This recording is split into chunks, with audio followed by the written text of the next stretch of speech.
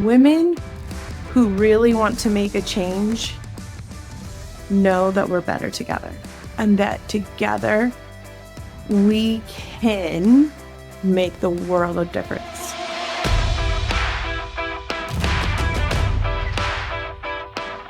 Hello guys, welcome back to Vaginally Speaking. It's Allison here.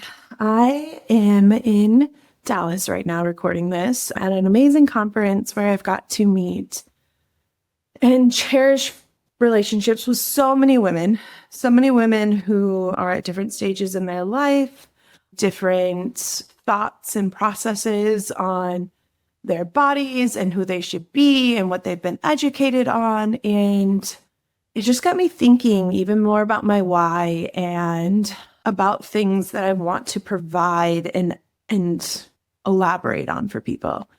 And there's a lot of vulnerability with that. And that's actually one of the things the speakers talked about was the power of vulnerability. And like, I've always thought that with One Strong Woman, if individuals can understand where you came from or what you've gone through, it can help them feel safe. So instead of thinking of like they're one-upped, it's more like, wow, like you also have been in that same place as me. And I think that's powerful because we're not alone. And a lot of us women truly have felt this isolating feeling. And then what does that isolating feeling do to us? We had a speaker, Erin Gallagher, who wrote the book Hype Woman. And I am so incredibly excited to read it. And one of the things that she talks about is the mean girl energy. And I think every single one of us knows exactly what that means.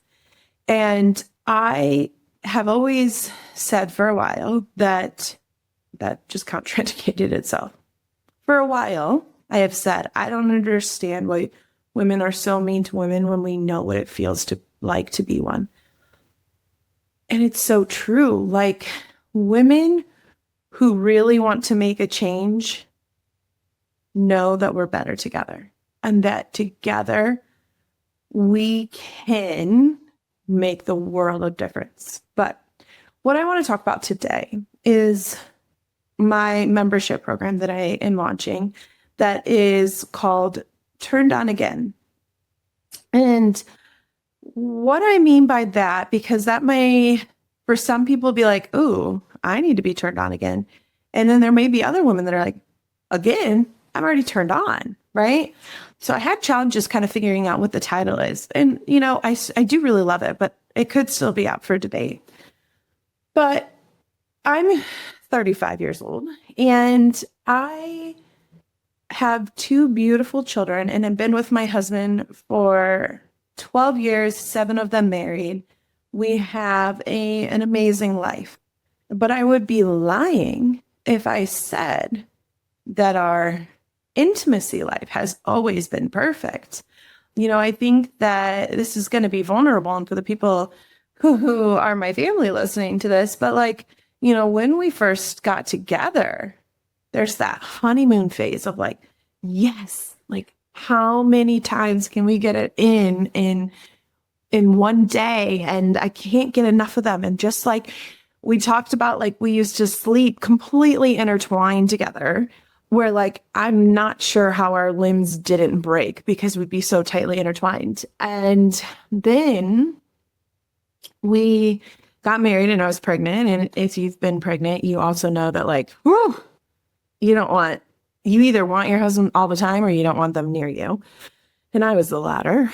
And then we had children. And I've told my why before, like I had a lot of challenges after our daughter and was told that things were normal when they weren't. And so I wanted to take it into my own hands and I wanted to figure out what could be done.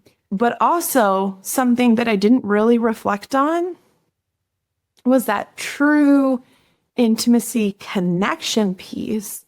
And that wasn't, to be honest, part of my why when I first opened One Strong Woman. And it wasn't until probably in this last year that I was like, wow, like we need to talk more about libido and our energy behind it and our connection and our communication with that partner of ours, and what we want, what we don't want, what we want to try, what we don't want to try.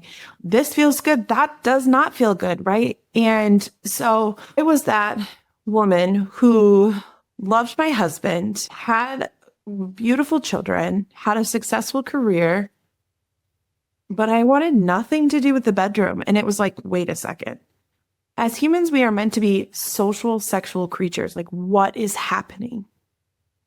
And I learned there was a lot, right? And what's my favorite saying is that the pelvic floor isn't just physical, it's very psychosocial, emotional, and trauma filled, right? And I experienced all of that. And I love my husband, but I lost that connection, right? And I needed to feel turned on again. And I needed to do that by discovering myself and what I needed with that mind connection, what I needed physically, what I needed emotionally with my spouse, what I needed environmentally. I needed and then I needed to look into like, what were some of the triggers? Like I was feeling overstimulated. I was putting pressure around stuff. I was telling myself that, okay, well, if I just, do this wham, bam, thank you, ma'am, things will be great. I helped him, but I don't need it, right? Wrong. Okay. We all deserve to feel good and to have orgasms. And guess what? I mean this in all honesty. When we all have those, we feel better physically, emotionally. We make better decisions. We feel less overstimulated, right? But there's probably some of you that are thinking, yeah, but that, an orgasm a day keeps the doctor away. That sounds exhausting. I don't have time for that. I don't want to do that. That's a lot of work. I just want to lay there, get it over with. I've been there. That's been me. And that's not most likely because of your partner. There could be some parts of it, but that's something deeper inside you. And what is it? What do we need to look at? What can we do to help you turn on again? Right? Now, here's the other person sitting over here that's like, Allison, I don't have any problem with that. I'm turned on again. I don't know if I was ever turned off. And yes, queen, I'm so happy for you. But they're like, I want it more. I want to expand more. I want to learn more. How can I go from to curling toes screaming? This membership is also for you.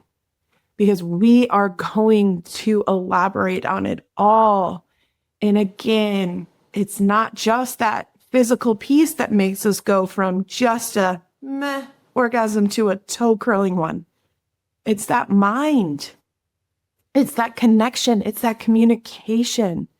We talk about how your upbringing and the, may it be some religion or culture or just the way that you were learned about sex or didn't learn about sex, what that has to do with how does your mind think about fantasy and play? How do you communicate with your partner about what you like and don't like? Right? How do we understand our own body? Have we understood our own body? So we need to look at all of this. Plus, let's add in a smut book club because why not? Why not have some fun with this and have this space where you can feel, dare I say, raunchy, because it's not going to be a raunchy club. It's a very luxurious club. But dare you feel like, ooh, I kind of want to think about that in a safe place where you can talk about and ask all the questions without feeling judgment. Because their number one rule in this club is absolutely no judgment. This club is meant to empower and educate women to help them feel seen and heard, and then they will thrive and have the sexual wellness they want, right?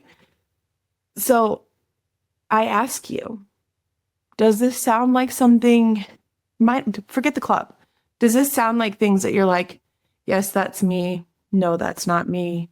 Maybe that's me. I don't know. I don't know, Allison.